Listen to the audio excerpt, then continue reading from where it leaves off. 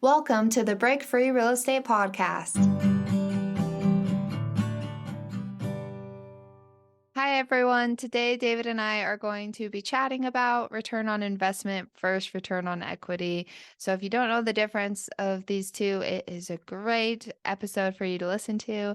David, do you want to start this off by defining each one? Yeah, this is like one of my favorite topics because as I have an opportunity to consult and advise my clients who own investment property, many of them have bought an investment property in years past, and especially in the Utah market and markets across the country, values have just skyrocketed, right? If you've owned a home or a rental property in the last 5 years, well, you have equity in that property, no question. Okay. Well, what most investors look at is they track their return on equity, or excuse me, their return on investment. They're saying, okay, I put $50,000 down on this property or $100,000 down on this property. What kind of return am I getting? What kind of return have I gotten on that property during my ownership? What they fail to take into account is the amount of equity that's been built up in that property over time. And so tracking, in my opinion, tracking return on equity is the more important calculation after you've owned the property for a year or two, right? Tracking your return on investment, meaning only the amount of cash that you put into the property on the initial purchase, is important through year 1 and year 2. Anything beyond year 2, you should really be taking into account and factoring in what's the return on equity.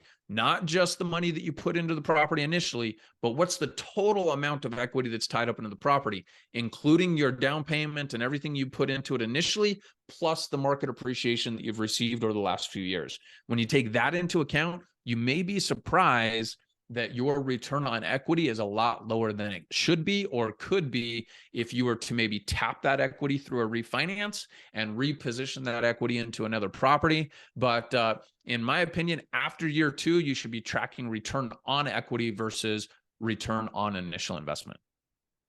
Yeah, that is a great point because I personally don't do that. So I'm always like, oh, look, my ROI is up to like 55%.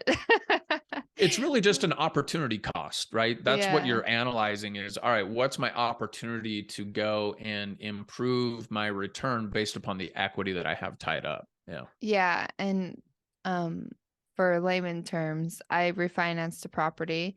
And before I refinanced it, like on my initial investment, my into the property, 25% down payment, my return was like at this time it was like 35% return on investment.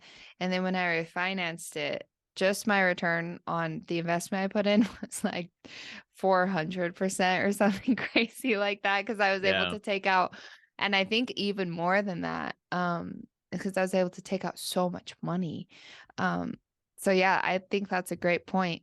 It's not only just the money you put in, but the equity you've built, and yeah, great. Well, and not to tease the content that we're creating and all the tools that we're going to have available in the future, but we do have a return on equity spreadsheet. You know, we love our spreadsheets. So we've got a return on equity spreadsheet that we'll actually include in the content that we're creating. So very simple way to just, plug in your numbers and it'll spit out a 5-year projection of what your return on equity is today and what it'll be in the coming years. And that's a great way to just make some decisions about, okay, should I consider refinancing? Should I consider selling? Or am I good with what's happening in my rental property today?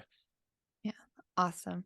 That's it for today. For more daily investing tips and real estate secrets, don't forget to visit breakfreerealestate.com and make sure to like, subscribe, and share our podcast. We will see you tomorrow.